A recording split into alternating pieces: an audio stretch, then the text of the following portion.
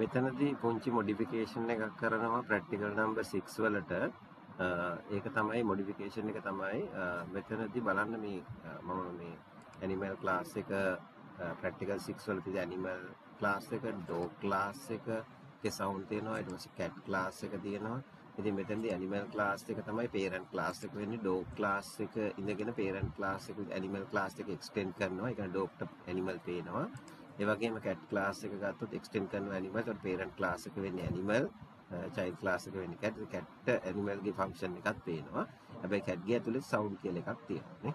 දැන් මේ හැම එකකම කැට් සවුන්ඩ් කියන ෆන්ක්ෂන් එකක් තියෙනවා. ඉතින් කැට්ගේ තමයි තියෙන්නේ මේන් ෆන්ක්ෂන් එකත්.